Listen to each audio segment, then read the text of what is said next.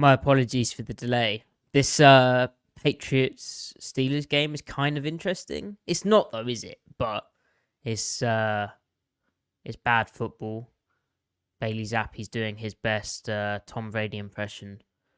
Although, is he now hurt? Anyway, it's bad. So, thank you those of you for joining. We have more Cowboys Seahawks tape to go over. The offensive stuff. Now, please do let me know in the chat what you'd like to see, because obviously I have ideas. I have the fourth down plays to look at, but also I'd be open to doing pretty much any play that you want to look at or you want me to cover. I'll break that down. Also, we have the Seahawks injury report to look at, and I have some Geno Smith news. Majombo, you saying, I'm curious how Abraham Lucas was performing. That's something I think which will show up a bit in the plays that we look at. But I'll kind of keep an eye on him, a particular eye on him.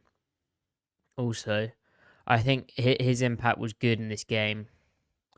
I meant to actually get up the... 1 second. Let me log into my my data, because I need to find how much tight end usage they used.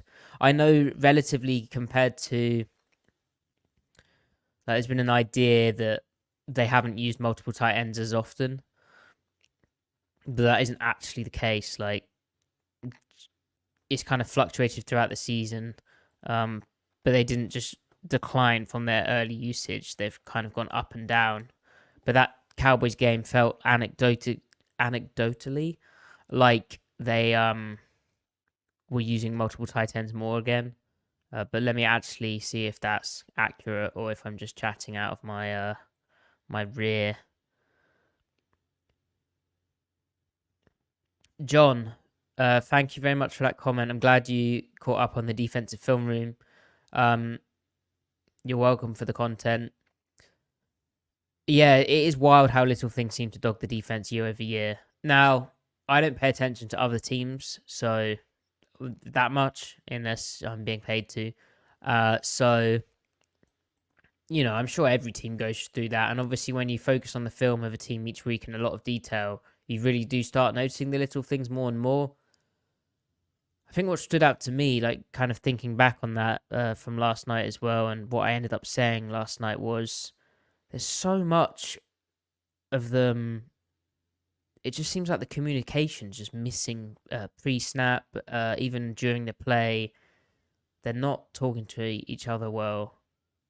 Oh my gosh, Amy, you've just said KJ seemed to think there's been a lack of communication on the defense. Have you seen that, KJ? Right. Yeah, Amy, so that kind of showed up in the film review. Very timely. Yeah, I don't know what the hell. I mean, there was one play in particular where I was absolutely shocked at what was happening. I didn't understand it. But yeah, I'd agree with KJ Wright that there is a lack of communication. And there's just a lack of cohesion between the two, which goes hand in hand with between players, which goes hand in hand with communication, but also there's a silent understanding that has to take place. There needs to be guys on the same page. Like, they're not flat out busting stuff, but like, to play really good defense, you have to kind of have a trust in one another that they're going to be in that spot at that point in time, and that just seems to be missing. So that's interesting and depressing. Majombo saying Geno Smith himself took this picture and sent it to me. Yeah, so the thumbnail, Ty was unavailable to make the thumbnail, so I have... don't know if you can tell, but I made this thumbnail. Let me get up the Seahawks multiple tight end usage, and then we'll go into this. Vince saying, thoughts on a best teamwork motivational topic for Pete Carroll since 9/11 was taken off the table by Sean McDermott. Well, Vince, you know, the Pete Carroll 9/11 thing is slightly unusual, isn't it? Is an unusual story, but I'd like to think I don't think Pete would use that type of motivational strategy. The last time with that McDermott story, the last time I can kind of remember a weird motivational story was it the Rams? Maybe in the Jeff Fisher era, it came out that they were showing their players videos of like animals in the wild, like attacking each other, like rams impaling other rams, and that was like they were showing them really like violent videos and imagery in meetings. I think it was the Rams. That was like an odd, like, but that from McDermott is crazy, and the press conference too, basically saying, "Yeah, I did that. Bad event, and I lost a family friend, but yep, I did that." Um, Brandon saying last year they weren't good communicators either. Any chances defensive coordinator issue, Matty? So Brandon, uh, I mean, whenever a defense struggles, communication's one of the kind of things which goes with that. Remember in the when Ken Norton Jr.'s defenses were looking poor. I mean, I always go to that Buffalo game where it looked like no one knew what they're doing and there was lack of communication. Remember the defensive backs coach, the pass game coordinator before Kyle Scott was a guy, and before Sean Desai was I can't even remember his name. That's crazy. Maybe it will come to me. This is why you don't do things live. But he came under a lot of fire because it seemed like Seattle was busting quite a lot of coverages at different points in that period. So, yeah, I think it just goes.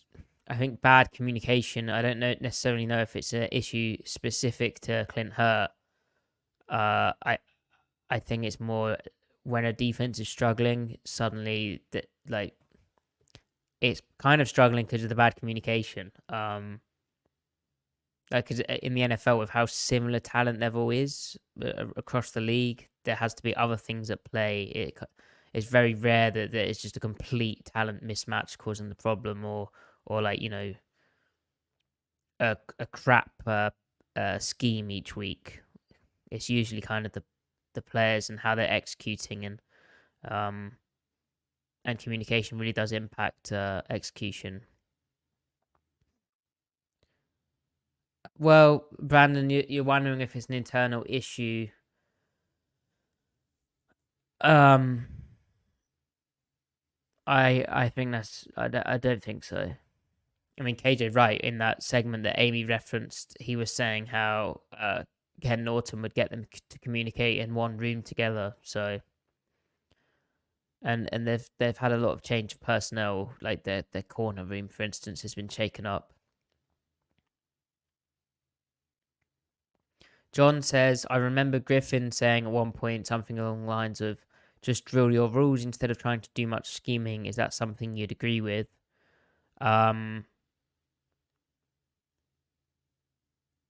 Yes, but as Griff would acknowledge too, it's a balancing act because you don't want to be too simple.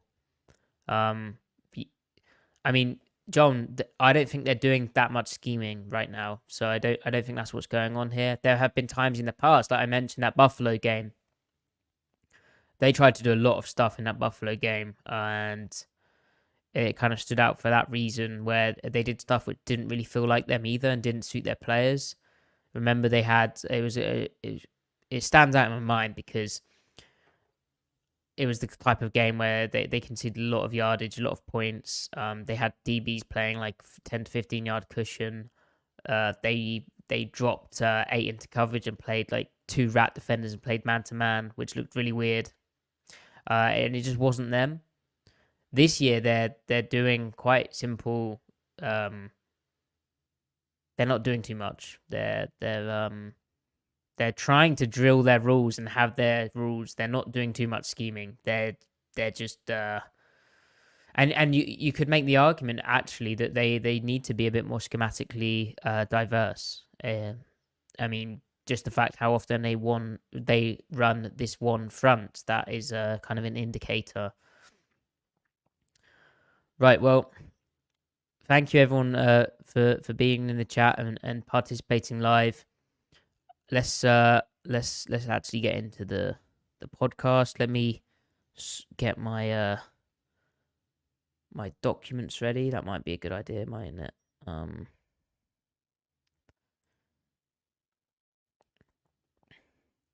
Oh, it's halftime in the Patriots game. I need Pat Fryermuth to do a bit better, but unfortunately he's not doing. So that was a bit of a foolish decision from me, I think. Let me just open up everything.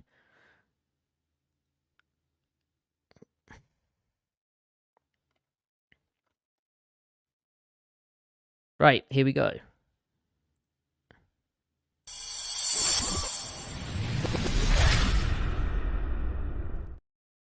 Welcome to the Seattle Overload podcast, where it's time to recap the Seahawks at Cowboys tape from week 13. We did the defense yesterday. It's now time to look at how the offense fared. Specifically, we're going to answer that question that we talked about yesterday of who is the best player on the Seahawks right now, and kind of talk about Geno Smith around that topic. Yes, I didn't stutter. Geno Smith, there's a real strong argument for him, and I did actually answer that. And then we'll look at the fourth down issues the offense had, why those plays didn't work. But before that, we have a Seahawks injury report update and some interesting stuff to talk around when it comes to that. I mentioned Geno Smith. Well, he has appeared on the injury report today. I wouldn't be too carried away with this. I think he's going to play. He's only a limited participant. But he showed up today with a groin injury. And that's a new thing. Haven't seen that before from him. Maybe he did it when he scampered into the end zone on that quarterback keeper. Possibly. Who knows? But maybe his mobility is restricted this Sunday. Maybe not. They'll need him to have as much of his game available to him as possible. Now, the concerns, Jordan Brooks still not participating with that medial ankle sprain. I'd say at this point he's probably not going to play, is he? Trey Brown also back-to-back not participant with his heel injury. So it could be that Seattle has to play a new left corner. But what that would actually really mean is you see possibly Witherspoon on the left side, and then more Jamal Adams in the nickel slot. And then Mike Jackson probably slides when they want Witherspoon in the slot. They probably slide Mike Jackson out to the left side, even though I think he's better suited and obviously has more experience, particularly in regular season games for the Seahawks at least, on the right-hand side of the field. So something to monitor there. Now, good news in terms of the running back room that Zach Charbonnet and Kenneth Walker, who missed Wednesday's practice, are both limited participants in today's practice. Have to see how that shakes out. Obviously, an oblique seems more serious than a bruised knee, even if the bruise of the knee is bad. But, I mean, facing this 49ers team, which we previewed the matchup with Sean Syed of Sumo Sports, and Sean he covers the Eagles, so the Eagles just got pummeled by the 49ers. And honestly, I try and give a bit of optimism in those, or something could work out in those Seahawks previews, but I mean, the 49ers are just an absolute buzzsaw. They're so good right now. They're amazing on offense, and they're so good on offense. Their defense wouldn't even have to be that good for them to win games, and yet their defense is pretty damn good still, and challenging, especially when you're playing from behind, or you're playing against an offense which is able to control the ball like they do. So anyway, that's a miserable thing. Sorry about that. Yeah. Now, let's transition back to this question. So I talked about this yesterday from who else could be the answer. Who is the best player on the Seahawks right now? And I said, believe it or not, I said Geno Smith. And people got kind of upset with me. And a lot of the accounts that were replying to me were muted, but they got really, really upset with me. And I get it. Geno Smith, in terms of statistically, he's not having his best year, is he? And there's always that preconceived kind of idea of him before he was in Seattle, and he did take a lot of people by surprise. He was the NFL Comeback Player of the Year. But I think with Geno, we really need to be, and as Mojombo points out in the chat, people are still hanging on to the Geno Smith narratives from 2014. People do need to actually recognize the circumstances Geno's playing in right now. Now, he is a classic pocket passer. He has some sneaky mobility to his game, and sneaky play extension. But that's never really his trait. He's a guy who will look to kind of honor the structure of a pocket, work within the pocket. He's not going to give you that improvisation stuff. Meaning, the offensive line is damn important for him. And I found this very interesting from Ben B. Baldwin, where he does his pass protection ratings and compares them all. And look where the Seahawks place here. So PFF gives them a 43 score, which appears to be, apparently it's better than the 49ers, although the 49ers are, the way that they expose their offensive line in terms of certain true dropback situations makes it tougher. But this is combining PFF, Sports Info Solutions, and ESPN scores, and Seattle comes in at 30th in the league in their offensive line pass protection ratings. That is really, really bad, obviously. And I feel if you gave Geno, say, top 20 pass protection, things would look a lot better. I mean, for context, the teams around that are the Giants, the Jets, the Patriots, the Steelers, the Titans, the Panthers, the Bengals, the Saints, and then the 49ers come in. But like I said, I think they're a bit different given how they kind of expose their O-line in certain situations. I also think it's telling to me that like the 49ers in Sports Info Solutions rate a bit higher, but Sports Info Solutions feels terrible about the Seahawks. Their Sports Info Solutions has the Seahawks as the third worst O-line in the league, which they come in at overall. ESPN's pass block win rate has them as the fourth worst, or no, fifth worst. So there is a real consensus here that they're struggling, and it kind of matches the eye test where Geno, as we've seen on tape in recent weeks when we look at the offensive struggles, he just doesn't, there's a flash of color. He doesn't have time in pockets to honor kind of the structure of plays and the routes. And the Cowboys game stood out as well because of the kind of balance that they had in their offense, a bit more early down runs, trying to help their O-line. This isn't just the O-line being bad. I think it's also them being put in bad situations. But of course, Dallas was the first game Abraham Lucas came back, and they had, in theory, their starting 5 guys who they thought they were going to have heading into this season, wasn't it? So maybe things are going to improve. I think it's not like Geno is making we looked at a few weeks ago how, although his pressure rate was high, his sack rate was fairly low, relatively, meaning, he's working with what he has. He's not kind of exacerbating the issues in that sense. But ultimately, he's being pressured too much. And kind of on the point of the offensive line, and then I'll come on to Geno and how he does when he's pressured and his sacks and that sort of stuff. Arjun Menon he was previously with the New York Jets. There you go. He created a graph which says how often does a team's rusher run into their intended run gap and success rate when doing so.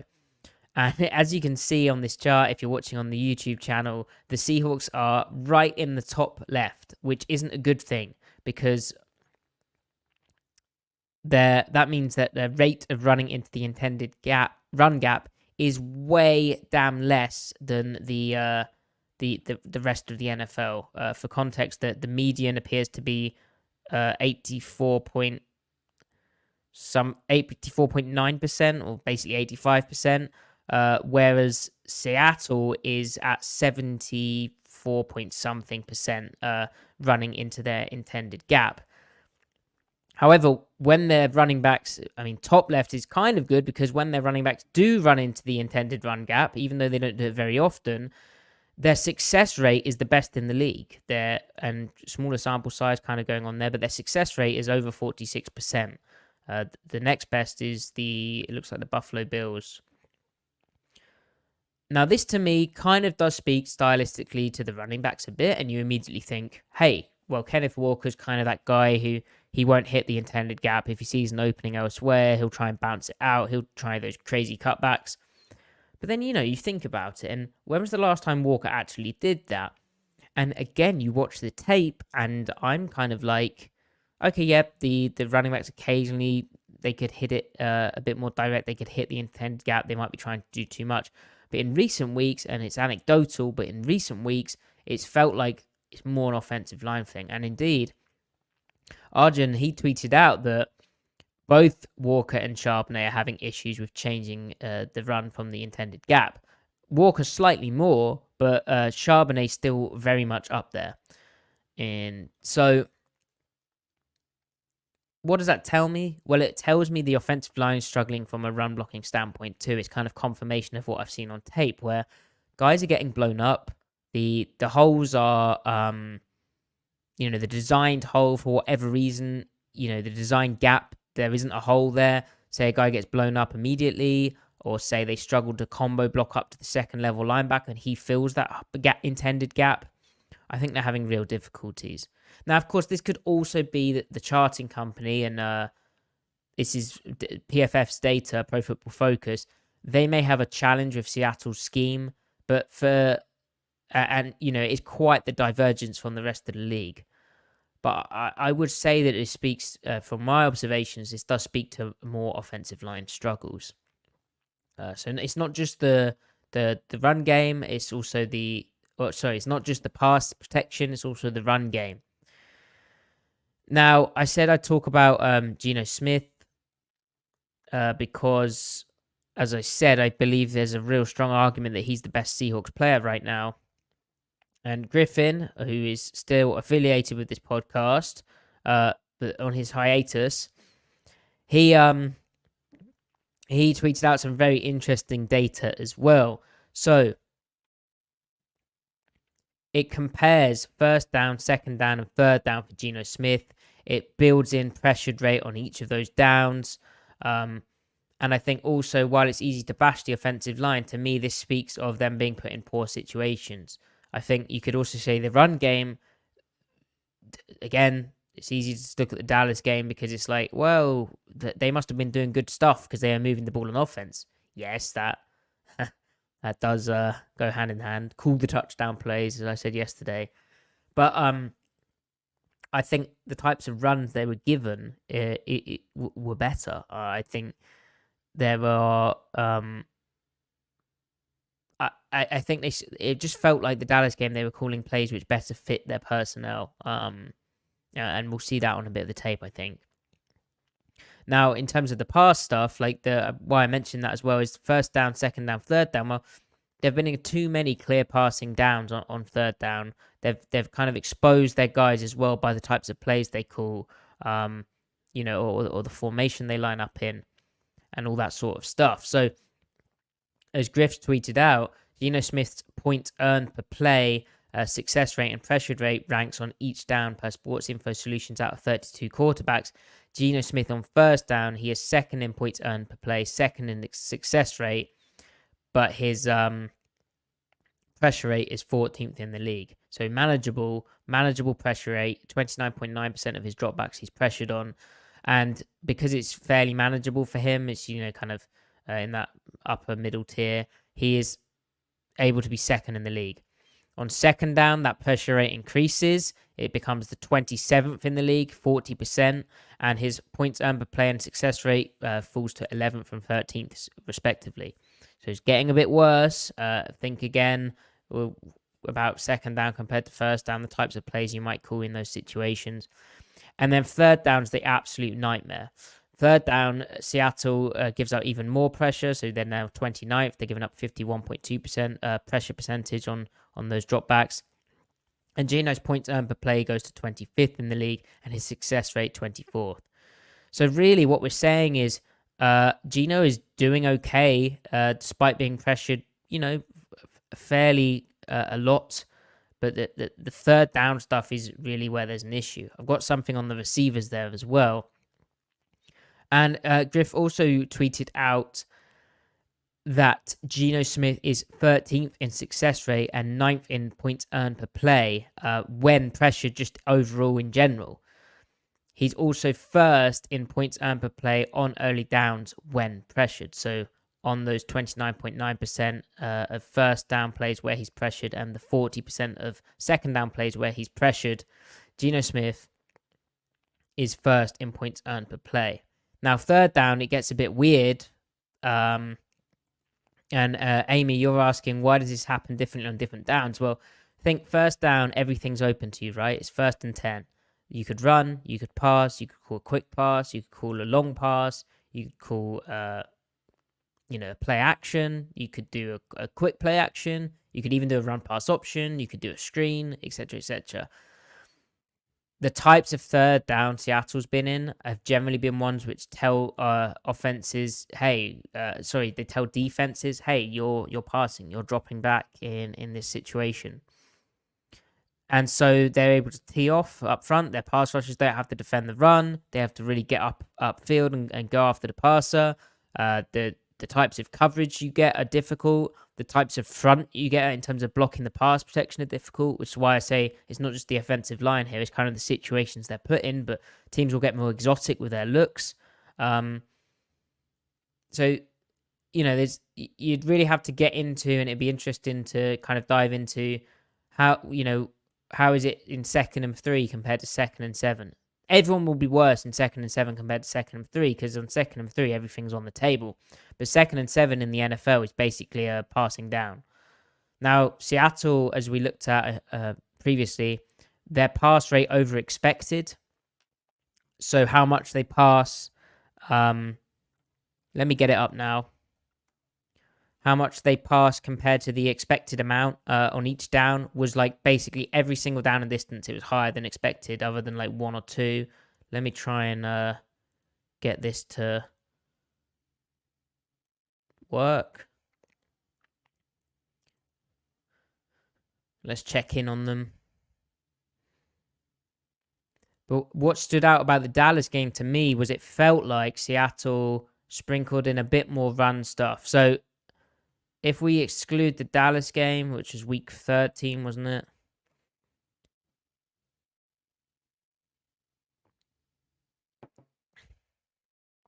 You can see how Seattle on all plays was passing 2% over more than expected, but there's certain situations where they were really, really passing more than expected. So 2nd and 8+, they really like to pass. 3rd and 1 to 2 was the weird one we spoke about.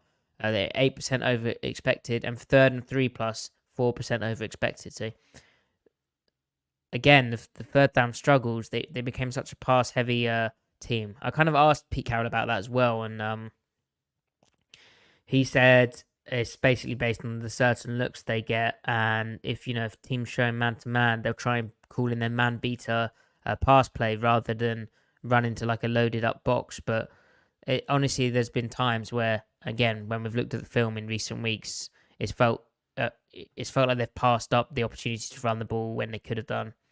Now, how does week 13 compare to this?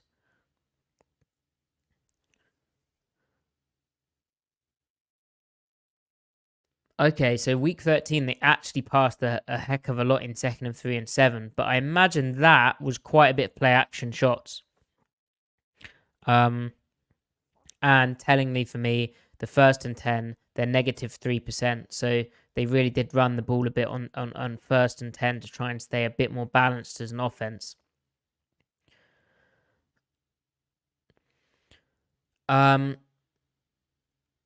and Amy, you've asked, do they not trust their running backs to get the yardage? I think it's just, I don't really know, to be honest. It's partly a philosophical thing.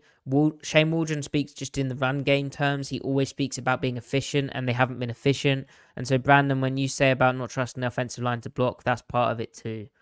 We'll look at that Charbonnet 4th down play, because that is, I guess, slightly indicative or insightful.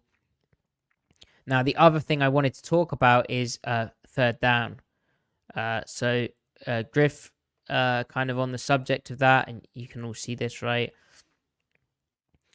He mentioned there's a host of problems on third down for the Seahawks offense. I mean, we've spoke about before. But the wide receivers and tight ends catch percentage on target throws, so throws where Geno puts the ball where they should be able to catch the football, on early downs ranks second, so they're catching those throws. But on third downs, that number falls to 21st. Now, part of that isn't just that they're dropping the football. It's also that they're probably in tighter coverage, and teams have really shown that they're able to play tighter coverages in those situations. They haven't been afraid to play man-to-man. And again, the Dallas game stood out to me because Seattle actually called in some like genuinely good man coverage beaters. They weren't just playing ISO ball out there. They actually had some picks which worked. They had some nice kind of motions into stacks and then returns out of it. They cooked Dallas's man-to-man stuff time and time again in the past situations. Geno threw the ball a tiny bit earlier, but really it was just these guys getting open.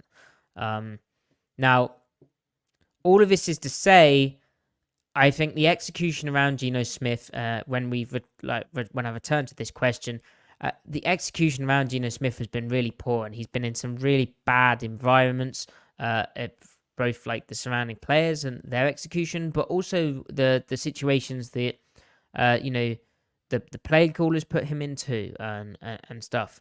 Now, whether Dallas is a sustainable performance is we'll have to see. Now, why do I say we'll have to see about that? Well, because let me just stop sharing that. And keep your eyes peeled because I'm going to have a Geno Smith video coming out tomorrow on his Dallas performance and kind of the good things which worked, how he was able to play so well in that game. But the sustainability can be called into question because, again, and this really, like, based on the tape as well, this is on the offensive line. He was in an absolute war zone in this Dallas game. He was under so much pressure. He was getting the ball out like before even guys could get there, even though they'd won. It was very, very impressive, and I just don't know how any quarterback, forget Geno Smith. I don't know how any quarterback can like realistically repeat that. It would require, in my opinion, an offensive line improvement, quite a dramatic one too, for him to kind of maintain the level that he did, where he threw for so many yards, he threw for these touchdowns. Now, I found the stat here. Let me just ping that in here and share my screen again. So next gen stats after this Dallas game.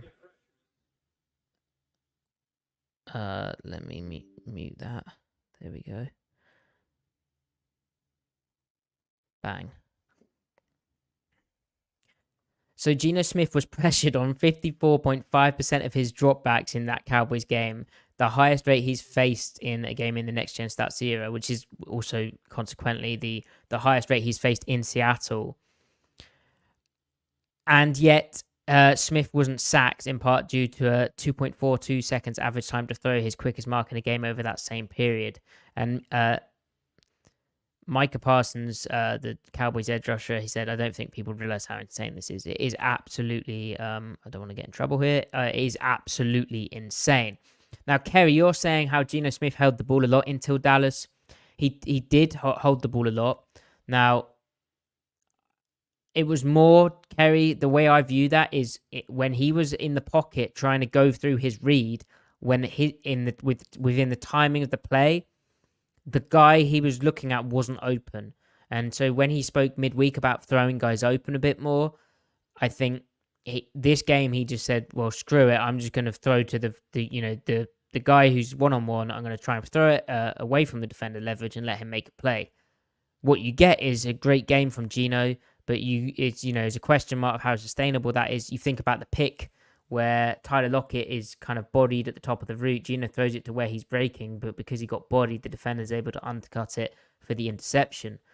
But Geno wasn't holding the ball and not seeing people open. Geno was holding the ball because he was going through his reads. No one was open. And honestly, still, Kerry, the fact that his sack rate is low, significantly lower than his rather high pressure rate, that shows that while he may be holding the ball a bit, he's still not turning all those pressures into sacks. He's still getting rid of it and not taking so many sacks, which is somewhat a quarterback controlled thing, right? And Kerry, that's the thing. So this Dallas game was a much bigger example of a better balance of plays. Not only did they run the ball slightly more on first and 10 to help out their offensive line, I think, but also, they had actual man beaters. They had stuff. So let me just bring up this.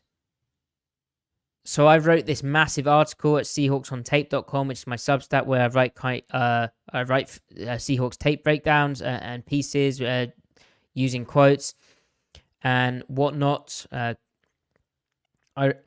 think it has 32 videos in it, but what it covers as well in this is how Dallas was different. They actually called in some better sounder plays. The routes better suited what their receivers are suited to. Something Pete Carroll spoke about before the game. He said we need to call routes which suit our guys. He was very open and kind of like criticizing basically Shane Waldron, kind of indirectly, but it's rare that Carroll speaks out like that. Talked about emphasizing his dudes. And obviously Dallas also stands out because they had more plays. Like they actually converted on third down, so they had more opportunities. But this was a real turning point. So if you're interested in that, www.seahawksontape.com, Seattle Seahawks pass catcher redemption, because it was a pass catcher redemption for the wide receivers, for the tight ends, but also for the play calling. It felt noticeably different. It's kind of hard to explain without all of this, but it just felt they were deploying them in a better way. And yeah. Now, is there something else that I wanted to say about this article? Yeah, and it wasn't just because they scored the points. It just looked better. And Geno did throw it slightly earlier and just threw it up to his guys and let them go and make the plays. I hope that continues, but if you see against the 49ers, them make a pick because of that, you know why. The offensive line, though, still struggling with, as this shows. So, where did I want to go from here? Now,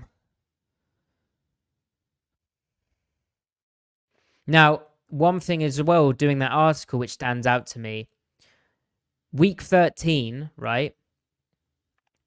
Week 13 against Dallas was the first game where Seattle had all of their receivers and all of their tight ends healthy, other than Will Dissly, as in they didn't miss practice, they weren't limited in practice, they were full participants in practice. It was the first time Seattle had that since before Week 2, the preparation for that Week 2 game versus the Lions, right? Like Metcalf's missed a lot of time sometimes, so is Tyler Lockett. And I asked Pete Carroll about, he actually was speaking about that, and when I tried to ask him about if they needed to kind of change their route running because of the mix-ups, he kind of went back to guys missing practice time. So it's obviously impacted them. I mean, even today, Geno Smith talking about how they've had really good practice and how that was kind of the difference last week. And Pete Carroll is always going to emphasize the importance of practice, but he was mentioning the practice in the run up to this game too. So they're absolutely, needing Metcalf, Lockett to be able to participate, but I don't know how realistic that is in the NFL. But there wasn't, for what it's worth, other than you could say Jackson Smith and Jigba against Dallas, he could have been a bit better in cover zero situation of adjusting to the ball Geno threw, but that's more kind of a youthful reps between the two thing. I don't know if necessarily worked that out in practice. It was a very specific, unique situation. But there were no other mix-ups to the receiver stuff, which had been a massive, massive issue before that, which is also what this article covers. It goes back and looks at other weeks and how they'd been having problems. So, now the other thing I wanted to study was their multiple tight end usage. So I think I can show this. Yeah. So this is the Sports Info Solutions Data Hub. Thoroughly recommend it. Really good stuff. So you can see from, if we just do that, just to definitively do it.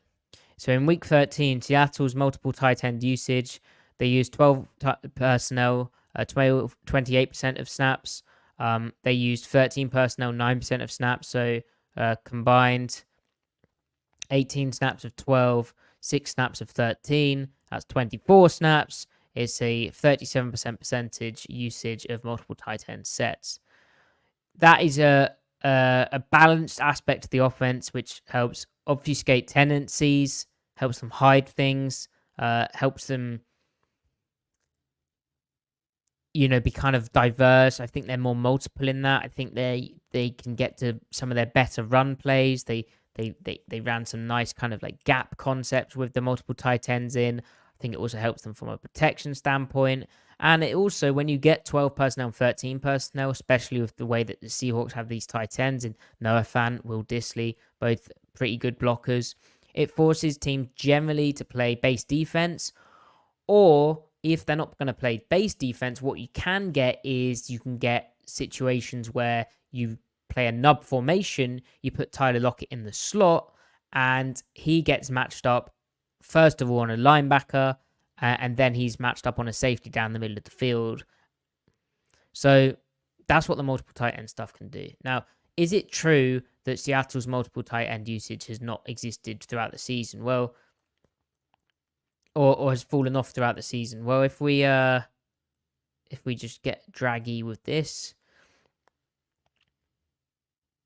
1 second. Right, so you can actually see they've used the second most 13 personnel on the season and the 13th most 12 personnel. But there are, I believe there'll be certain stints where they just go without using it. So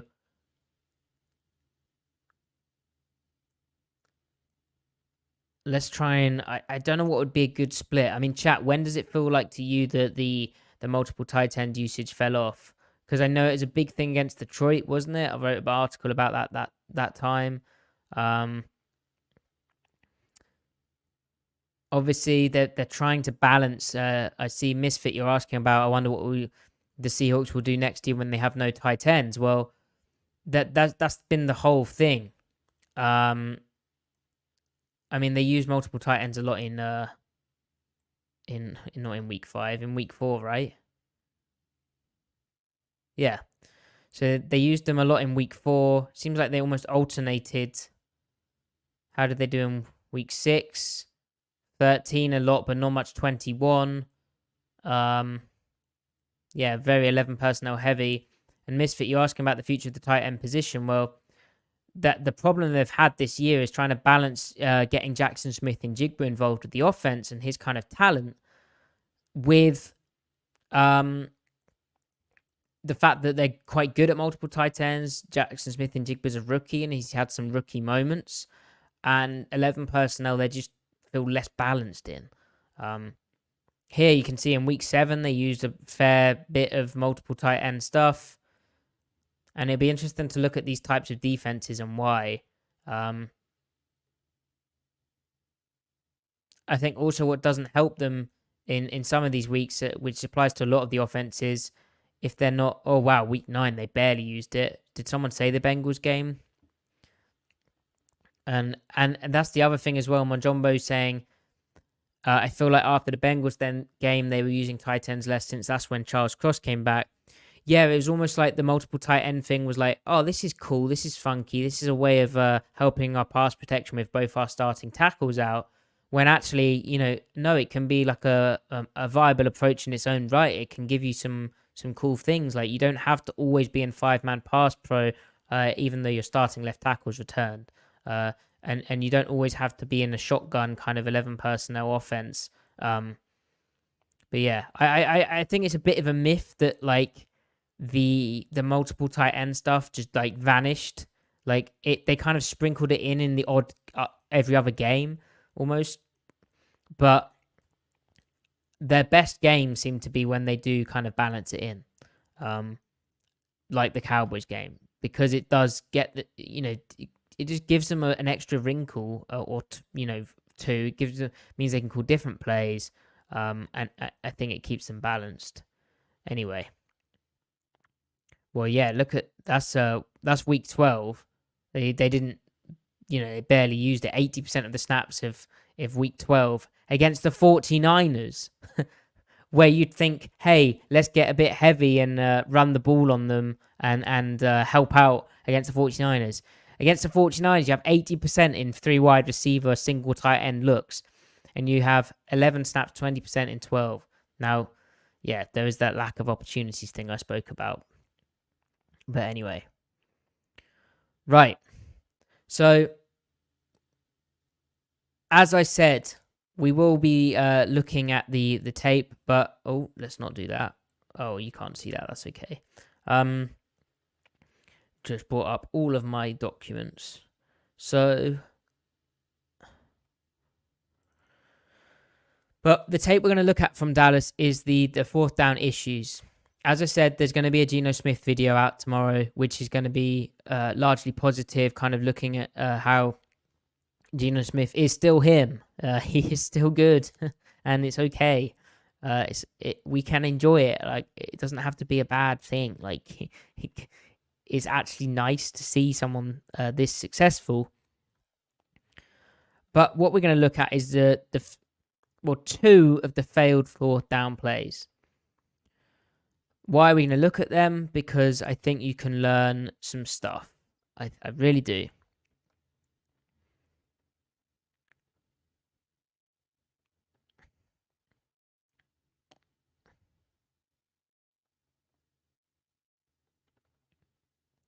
So the first one was an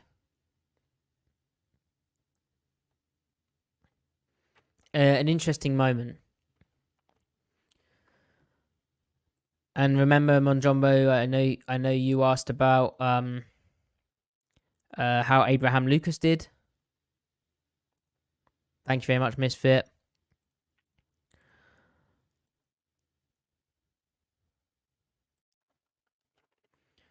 So this is the gut. They're up by 5 points, 1st and 10.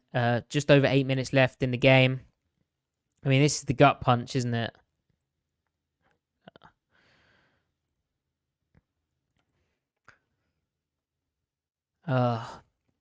So I said how they're doing this cool sort of stuff. Oh, I should get my pen. Let me just play it through and I'll get my pen up.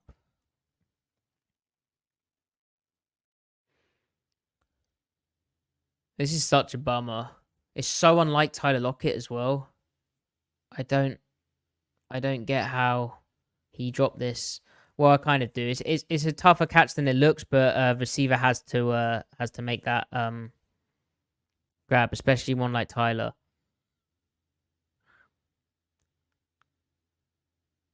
Here we go.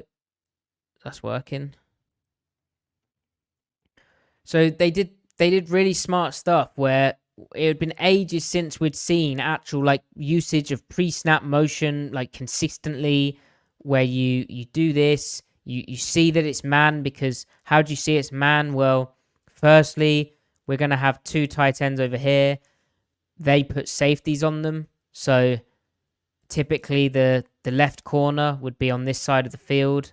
Gilmore was shadowing DK in the second half, wasn't he? But if it was zone, the corner would be over here. You'd have a safety down here.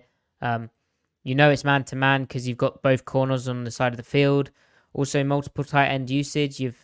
They're not in base, but you've forced them to be in this kind of double safety look on this side. So it's very obviously man-to-man, and they actually use pre-snap motion behind DK Metcalf. Like I said, I speak about this in more detail in this article that I wrote. And then, because of the pre-snap motion, watch how Deron Bland moves over and is worried about running off across the field with Tyler Lockett. He kind of oversteps out there. And then this is kind of reminds me of the stuff that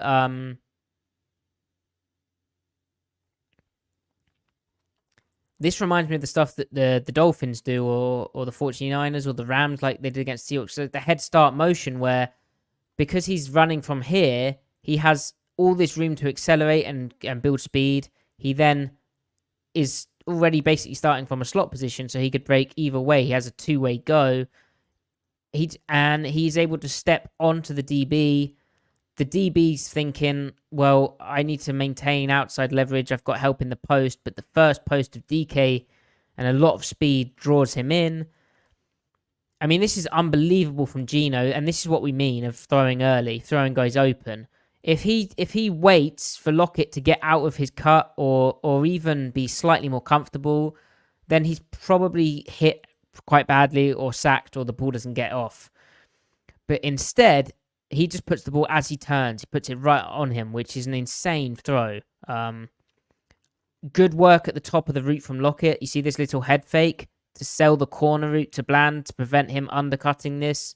This is stacking the defensive back. Good work. Then sticks the foot in the ground, breaks back across. Geno fires. Absolute frozen rope, isn't it? And unfortunately, Tyler, uncharacteristic. Almost like he didn't expect it.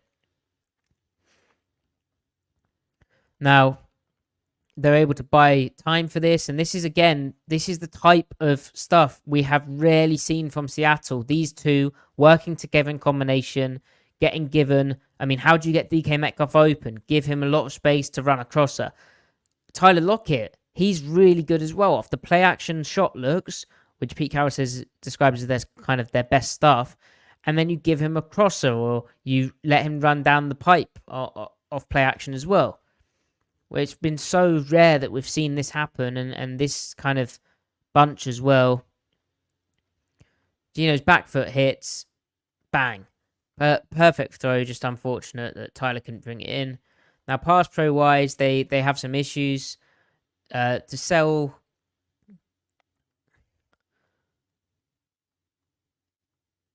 I mean that what? I mean, Fant probably thinks this guy's he's worried about helping out against 90, but like, yeah. He probably thinks this guy's in man coverage and is going to keep stepping down, but that's not great. Brandon says, what are the odds this is because of Pete Carroll? It's weird. He's critical of Shane Waldron. He's on the sideline talking to him a lot. Then all of a sudden the game plan seems effective. I mean, I don't think Pete talking to Shane on the sideline is that, but I definitely think he had input on like how to fix this offense based, like his comments we literally saw enacted this game. So, you know, his grievances were kind of fixed in this game, at least. So then you get in a 2nd and 10, which isn't ideal. Now, this is a kind of play from Geno, which we've seen in recent weeks. We didn't see much of in this game. This was a bit of an odd one. What do you think? Why do you think he clutches here, guys? I'll let you watch it a few times.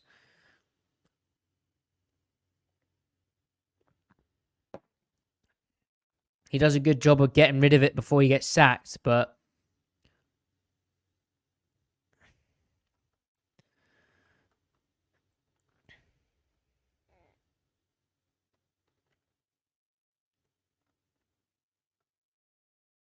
I need to see where his eyes are looking, but this clutch is weird.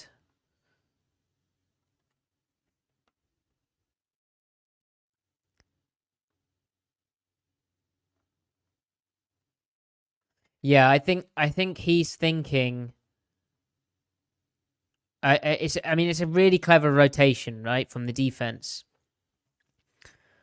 I don't think he was ever looking at Dallas as his check down. I think he was looking here. So why is it a clever rotation? Well, he's reading this guy, right? This guy stays in the middle of the field, so he's thinking it's a post safety. He's thinking this is a one-on-one out here with DK Metcalf. So if we play it through, bottom of the drop, checks this safety. This safety staying up here. It's the way the safety plays, it even kind of looks like it could be cover zero. Especially with this rusher and this guy starting down. It's almost like cover zero because this guy would be on the running back, right? He'd be man to man. This guy would be man on the 3. This guy'd rush. This guy'd be man. This guy'd be man. But ultimately, he's checking this. He's seen this. He's probably thinking he's got a one-on-one out here. But instead, Dallas is playing cover 2 on this side of the field.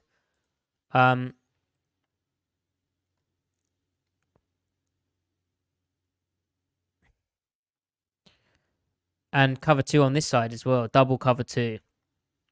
So it's like 2 invert where this safety becomes he's the half high hole. So I think Geno looks at this and thinks one-on-one here. I'll try and throw that. And as he gets in his... I still don't know why he doesn't throw that. It doesn't ever look like he's really going to throw that after he sees this. Maybe he's worried that this blindside hit is gonna knock the ball out. His posture does not imply that that's in his consideration. Maybe he's worried about the tip here. I don't know. I don't know why he doesn't just throw that. Why does he doubt himself? What are your opinions on this?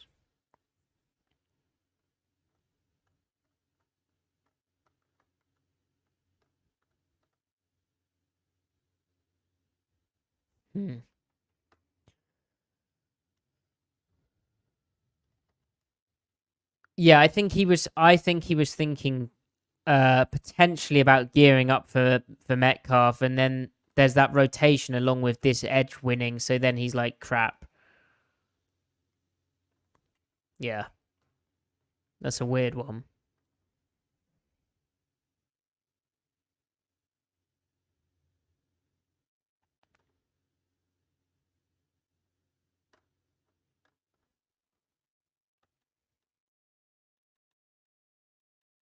And yeah, this rotation's funky. Anyway, so that brought up 3rd and 10. Not great. And again, a lot of the success here is the fact that Seattle wasn't in too many of these 3rd and very longs.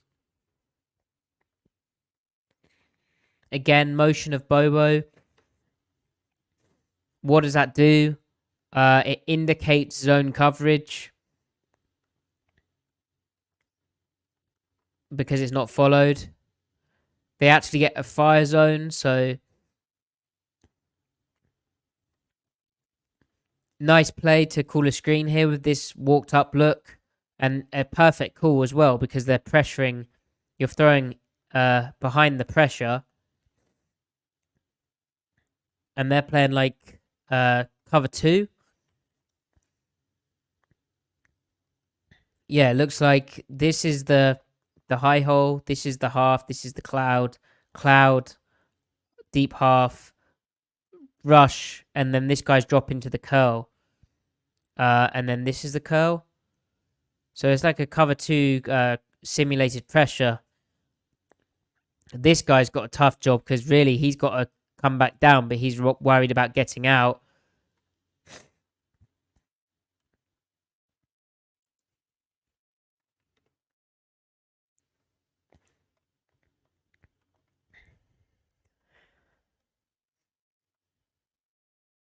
Good work from Charles Cross getting out there. Nice play call, just 3rd and 10's tough. And this guy's unblocked. JSN actually gets kind of fooled by the rotation, doesn't he? He's thinking this is the most dangerous, but the most dangerous is actually this guy.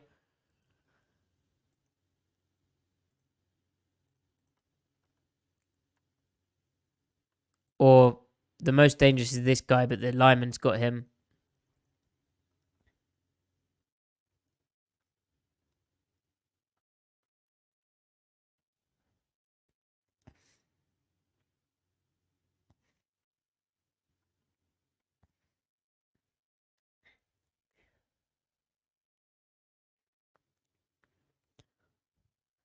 So then that brings up 4th and 1. And this was a really easy play to analyze live, wasn't it?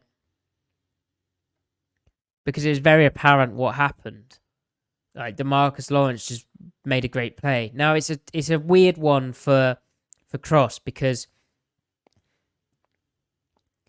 this is a wide edge, this is a wide edge, and then there's interior of 3 guys. For Cross, whose block is like that, trying to kick this guy out, he's expecting this guy to stay wide, or if he's going to slant from this position, he'd only slant in here. So he's thinking, my angle of departure needs to be like that. Even with this guy on the edge, he's not expecting him to take a shot inside or slant inside like that.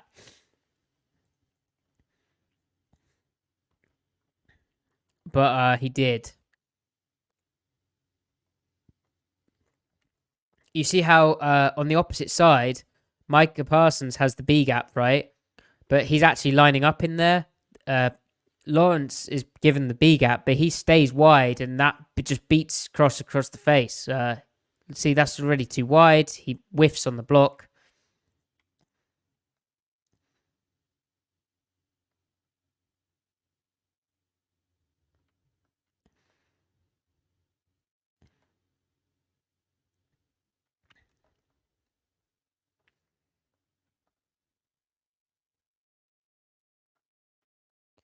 Now, in short yardage, it is interesting that they decided to run like a split zone play. Especially with the pinched look at the front.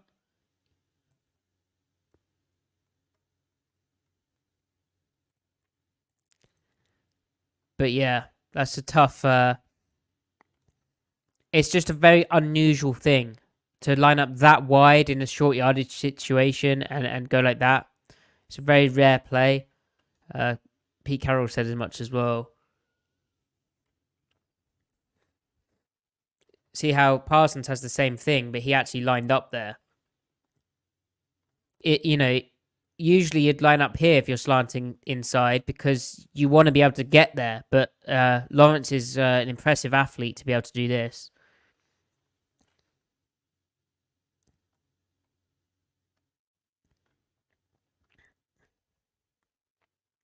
And this isn't the best example because it's short yardage, it's tough, but the design gap is here, right?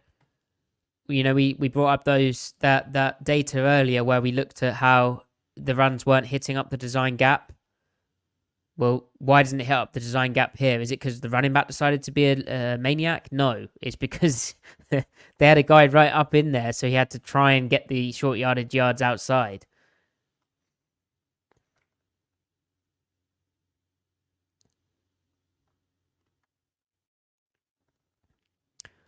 So that was the first 4th down, unfortunately.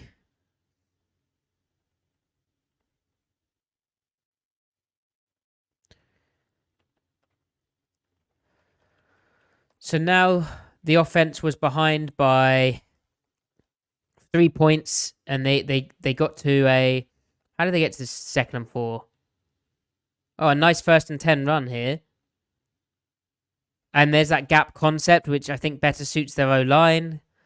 Good against this Dallas look. Something Seattle does too. They also catch them spinning to too high. Actually, it might be like this. Let's have a look, shall we? No, it's like that. So they catch them to too high. Annoyingly good spill from Parsons. But that's a solid run. 6 yards. In the NFL, you can block a run really nice and you still only get 6 yards, but it's just power to gun power.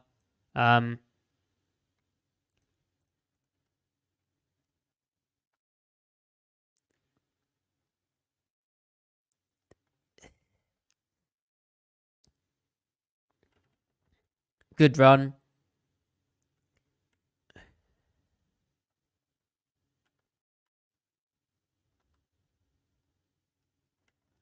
This is such a good play.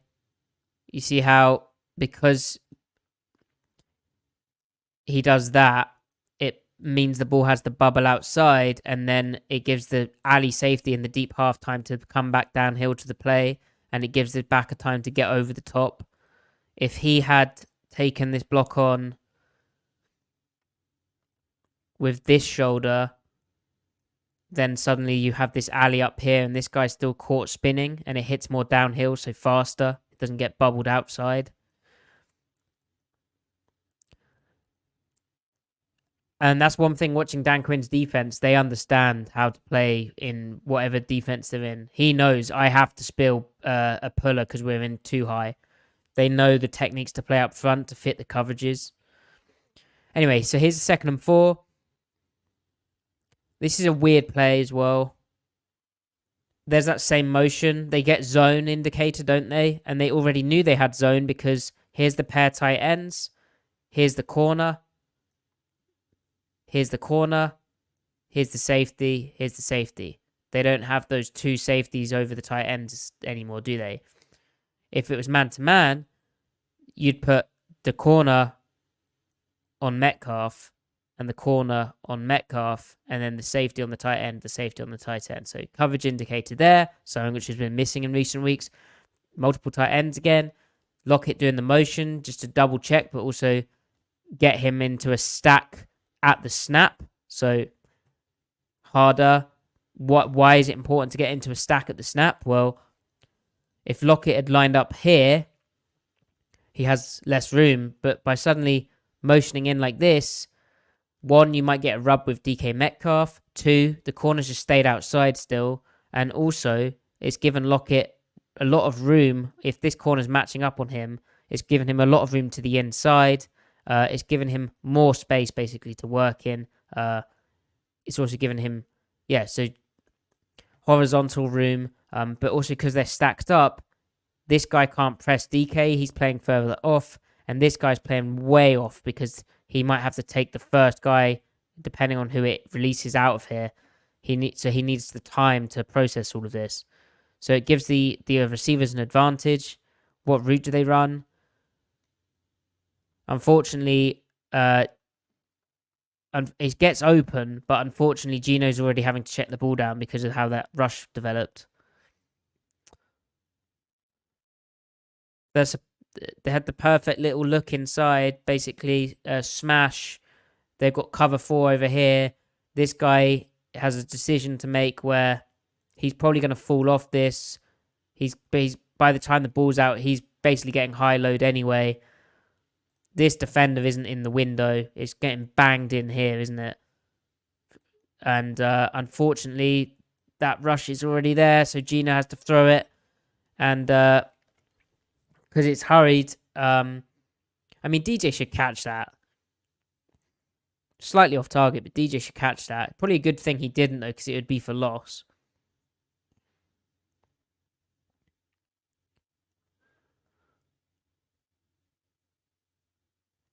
That's such an annoying pass rush play from Cross. And Cross has been fine this year. He's been quietly comfortable. But his issue is when guys line up really wide like this and go speed to power, which that's speed to power. I mean, here he's just turned, isn't he, already?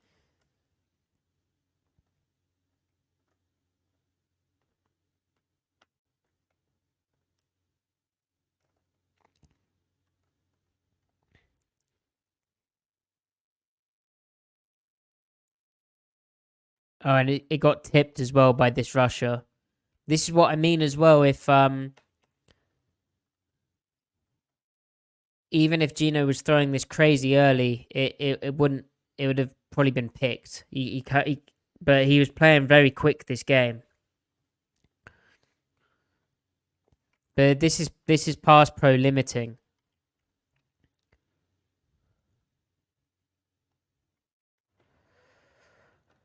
So then that gets you in 3rd and 4. And this is a contentious play. Is that PI? Let me know what you think.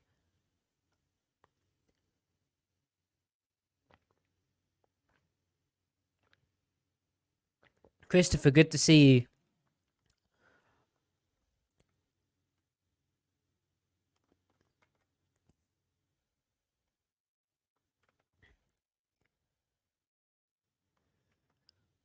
I mean, it is PI, but I think real time, it's just the fact they called the Bobby Wagner one.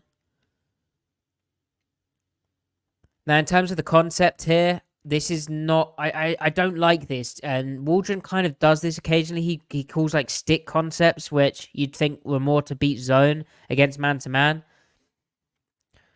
Now here you get, just based on the contours here, the way that they're staggered their depths to the stack, the way that this corner is, his shoulders are facing the receiver. He looks like he's about to kind of scooch read. His eyes look like he's looking here, really. The contours look like man defense. Now they've mugged the front up. It looks like man to man. Now a stick concept, especially in 3rd and 4, Geno's thinking I'll throw this, and they're trying to separate against that, or I'll then throw this. Dallas navigates it fairly well. Geno sees this guy come outside, knows that's not getting the first down, so tries to bang it in here beneath this defender. And what you can say is, because of the stack, and Dallas is playing man to man, and they don't want to get in a pick and rub situation, so they're going to play off to give themselves some time to navigate it. It does give Seattle a free release, and if you think, what was it, 3rd and 4? 1, 2, 3, 4. The first down is here.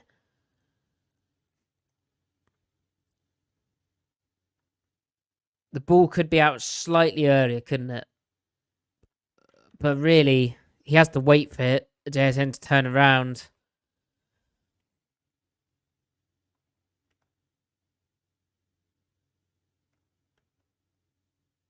It's a good break from the DB. It's also not buying that there's anything vertical.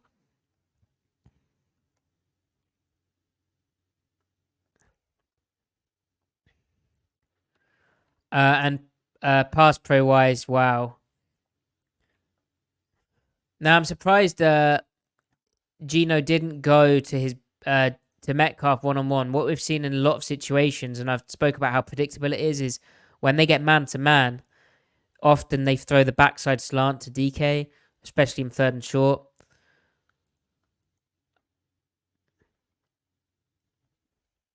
I mean, this is more a traditional zone thing, like I said. I don't love it against man, but the stack does help it. And that was another thing from this game, just actually condensing receivers, like tightening their splits to try and cause more problems, like more consistently, was nice to see. It's kind of been missing. So, yeah.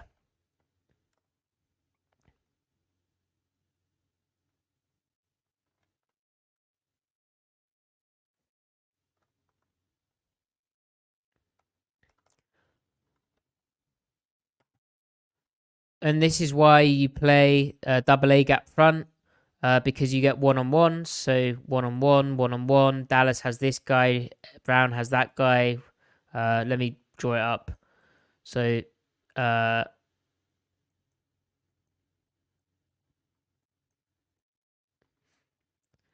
and it means you get Micah Parsons one-on-one with Anthony Bradford. Like, welcome to the league. It's 3rd and 4. Basically, try and get some hands on him and give Geno time to throw it. That's why he's using that kind of jump. So then 4th and 4. This is the play I spoke about where I think Geno spoke after the game. He didn't blame Jackson Smith and Jigba, but he didn't. Usually, Geno will always, if he feels he's wrong, he'll very much own up to it. He said they need to get better at this type of stuff. And like JSN clearly just breaks that off at a slightly different angle to what Geno expected. Now, if you remember JSN's almost touchdown catch, which wasn't, but it got them the ball down at the 1 yard line, he broke his route more like a corner, and Geno clearly expects him to do that again. He has no hope here but to lob it up. Otherwise, he's getting sacked, and 4th and 4, get rid of the ball. He goes to the route which could get open against man.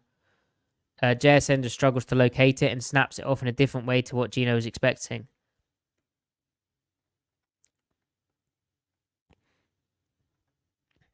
And from a realistic standpoint, like, this is great. Like, if Geno had time, you would want to throw it here because there's all this space. Everyone's manned up. The sticks are here. You've got lots of room to play with. But he doesn't have time to do that. He's just having to lob it up to a spot. So as the receiver, you've kind of got to make your quarterback right. And this might be something they've worked on in practice this past week. Yeah, I was kind of hoping live that the DB would intercept that, given it was 4th down. Dallas were kind of bold with the cover 0 stuff, and I felt in their game plan as well, I was surprised how much kind of man-to-man concepts they looked to play. Felt like they really didn't respect Seattle's ability to beat that from a schematic standpoint, but also their personnel. And Seattle kind of proved them wrong, so that was nice to see. And I'm sure the 49ers will do similar, especially in those passing downs. Maybe not cover 0 like this. But yeah. So chat, let me know if there's any plays that you want me to look at. I already broke down the other 4th down play. That's just a case of them executing their call better than Seattle. Now, we've just seen Micah Parsons lined up as a 3 technique on the inside. And Shane Malden spoke today about how Dallas moves him around, so they didn't necessarily know he'd be the edge player matched up on DJ Dallas on the last 4th down play. Kerry, you're saying that Charles Cross got worked again on that play. Yes, that wide 9 thing. But also he's blocking for, he's trying not to get beat quick, even though he did. But yeah, the corners the corner's a thing.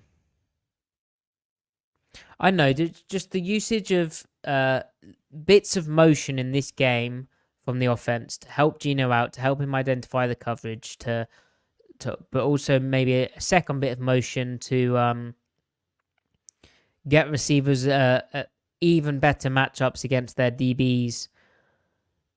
That really stood out to me. So even though we've just looked at some plays which ultimately didn't come off for Seattle and cost them the game, it was good. Sasha saying should do some of the good ones so we don't go full depresso. Well, I've just given you an encouraging thing, and Sasha, tomorrow I'm gonna have a Geno Smith video out which will have the good plays in it. But also check out my SeahawksOnTape.com article. Now, that's pretty much all I have. Unless you actually have a specific play that you want to look at, that's basically all I've got. It's 4 a.m. here. I'll be back on Sunday with a post-game show. I know that the 49ers game finishes slightly earlier. Maybe it won't go to overtime. Probably won't. But it's a 1:05 p.m. kickoff, isn't it? But we'll, as usual, go live after the afternoon slate's finished, and we've heard from Pete Carroll. And yes, Christopher, good to see you. Yeah, the replay should work. I've been adding in chapters, timestamps, all that good stuff. Sasha, yeah, absolutely. That first touchdown to Metcalf was unbelievable. Absolutely unbelievable. And nuts, basically. Misfit, thank you so much for being here, and thanks for your engagement. Well, please do retweet the video or share it on social media, share it on Reddit. Let me know what you want to see, how I can improve this format. I feel I'm getting more comfortable at it, but I really do welcome your suggestions. Amy, thank you so much. Sasha, thank you. And Monjumbo, thank you. Really appreciate everyone's support and you tuning in. It's good to know you guys are enjoying it, because I'm really enjoying doing it too. It's a cool format. 5-star review. Follow me at Matty F. Brown. Follow the pod at Seattle Overload to know when we're going live. And until Sunday, and hopefully a Seahawks win, because otherwise, oh no, that would be miserable. Have a good rest of your day.